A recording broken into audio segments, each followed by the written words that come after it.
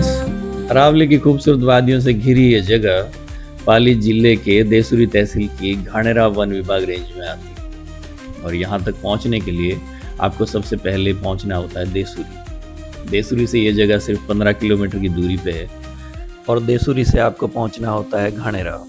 घाणेरा से आगे मुछाला महावीर जी मंदिर का रास्ता लेना होता है। इस रास्ते पे आगे आपको वन विभाग की चौकी मिल जाएगी। इस वन विभाग की चौकी का कितना महत्व है वो मैं आगे बताता हूँ। वहाँ से आगे आपको जंगल में मुड़ना होता है। इसके लिए आपको या तो लोकल लोगों की मदद लेनी होगी या फिर आप गूगल मैप का सहारा ले सकते हैं। सबसे अच्छी बात यह है यहाँ की, ये जगह पिकनिक और ट्रैकिंग के लिए किसी भी जन्नत से कम नहीं है। यहाँ की हरियाली और झरनों की कलकल जो है वो किसी का भी मन मोहने के लिए काफ़ी है। मानसून के बाद यहाँ की धुआं वादियाँ और जवां नदियों का रवां झरनों में बदलना इस जगह को एकदम जन्नत में बदल देता है। दरख्तों से लिपटी हुई बेलों पर जब फूलों की बहार आती है तो खामोश बहती हवाओं के साथ साथ फिजाओं में भी एकदम इत्र सा घुल जाता है। दूसरा, यहाँ पे ट्रैकिंग करने वालों के लिए ये जगह फुल ऑफ एडवेंचर है।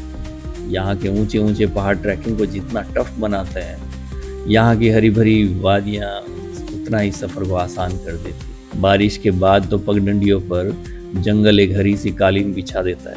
ऐसा लगता है जैसे जंगल ने आपका स्वागत किया हो।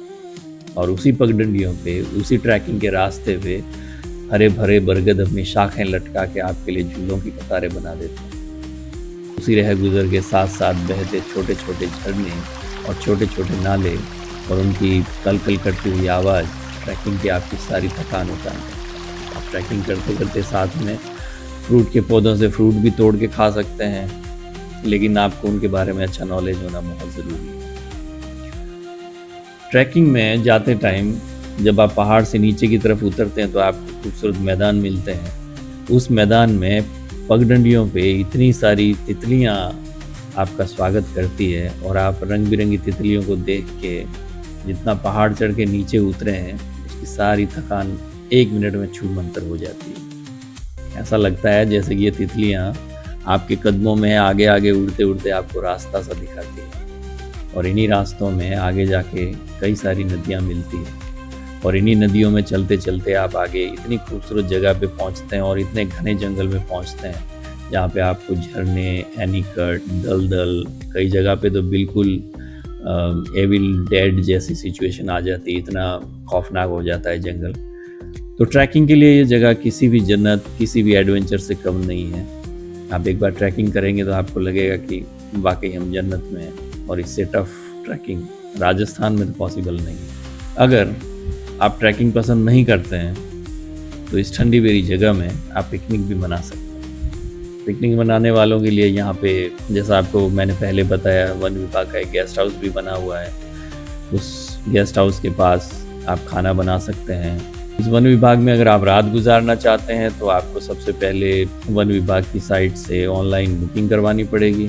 और अगर आप ऑनलाइन बुकिंग करने में थोड़ी सी मुश्किलात होती है तो आप घाणेरा में स्थित वन विभाग की चौकी से सीधे संपर्क कर सकते हैं। वैसे तो ये गेस्ट हाउस जो है वो प्रशासनिक अधिकारियों और सेना के अधिकारियों के लिए बुकिंग की प्रायोरिटी देता है, लेकिन अगर कोई सरकारी बुकिंग्स वगैरह नहीं है तो आपको बुकिंग मिल सकती है। इस गेस्ट हाउस के पीछे की तरफ थोड़ी नीची जगह में पानी का एक एनीकट भी बना हुआ है जो पहाड़ों से उतरी नदियों का पानी स्टोर करता है और उसके आगे एक झरना बनाता है, बहुत ही खूबसूरत। इस एनीकट के पीछे की तरफ जहाँ से नदियाँ एक संगम बनाती है, उस संगम के पास ही घास का बहुत बड़ा मैदान है जहाँ पे पिकनिक का मज़ा लिया जा सकता है। यहाँ पे आप अपनी फैमिली के साथ या अपने दोस्तों के साथ अच्छा टाइम गुजार सकते हैं अगर आपको ऊपर गेस्ट हाउस में बुकिंग नहीं मिली है।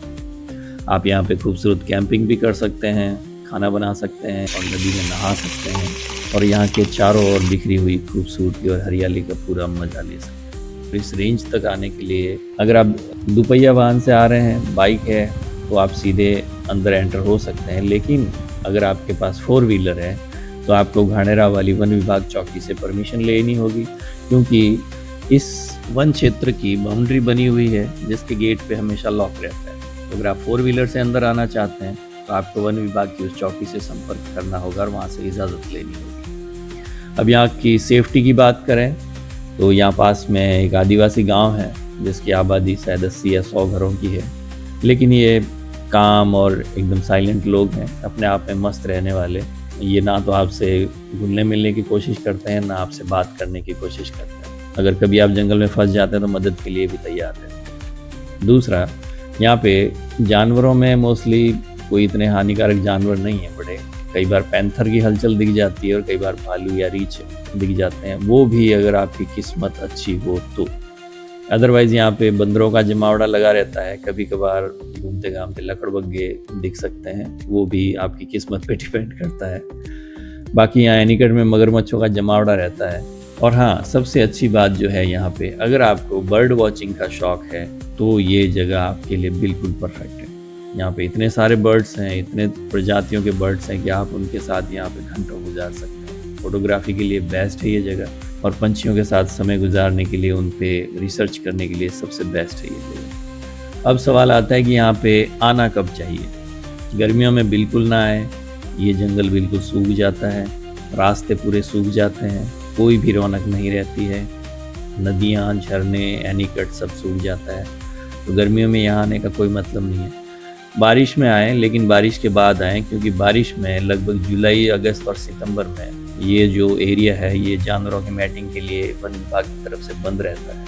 तो बारिश के बाद आप अक्टूबर, नवंबर और दिसंबर, जनवरी तक यहाँ आ सकते हैं, आराम से पिकनिक कर सकते हैं। उस दरमियान भी आपको नदियाँ, झरने बहते हुए मिलेंगे और हरियाली तो माशाअल्लाह अलग लेवल तक मिलेगी।